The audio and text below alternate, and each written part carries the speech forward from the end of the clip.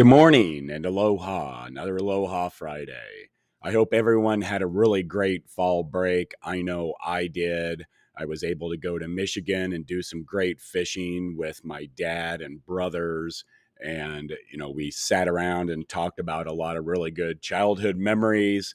It's always funny to hear my dad's memories versus our memories of things that we did, whether they were trips, family vacations, or events that happened during our childhood. It's always fun to remember those different things. And as a classroom teacher, I try to remember that it is those shared experiences, those memories that we build in the classroom that really provide students the best learning. And, I have never heard a student say, "Do you remember that really good worksheet that we did in science?" What they really remember are the hands on type of activities that we do. And those are the things that they carry, beyond the classroom. And so that's what I really try to focus on. Uh, you probably already also got information about how Center Grove is moving to mask optional on Monday. I'm not going to get into the weeds on all the different parts of that, other than to say that, in this situation, we're continuing to adapt. I've heard people talk about, that we're going to be ending the pandemic, and I think that's really not a good way of looking at it. We're really moving from the pandemic to an endemic. That this is something that we're going to have to live with probably for the rest of our lives. And, you know, it is something that we're going to have to kind of adapt with over time. And I enjoy talking with students about their memories of, like last year during the shutdown or going virtual and different things like that. Because again, just like with my dad, my impression of, what happened during that time is pretty different than what the experiences some of my students had.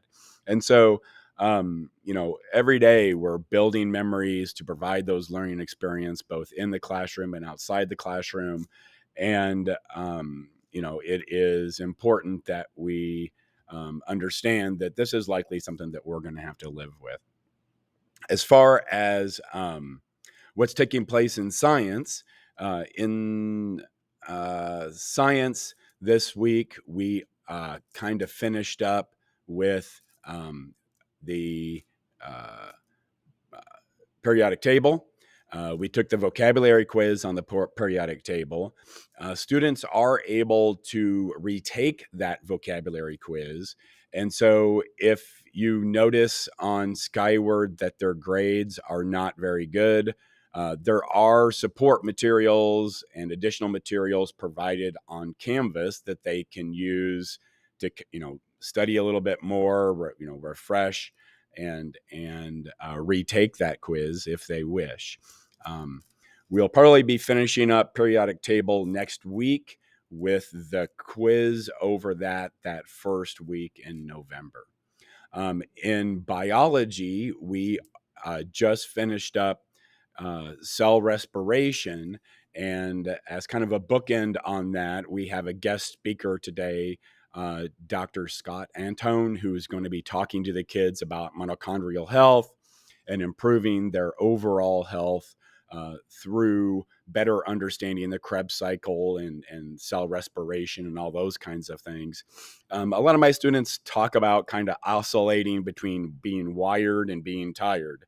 And what we're going to talk about today are some physiological ways or some physiological reasons that kids might be experiencing that, and better ways of just kind of optimizing their mitochondrial health and through understanding those different things of cell respiration.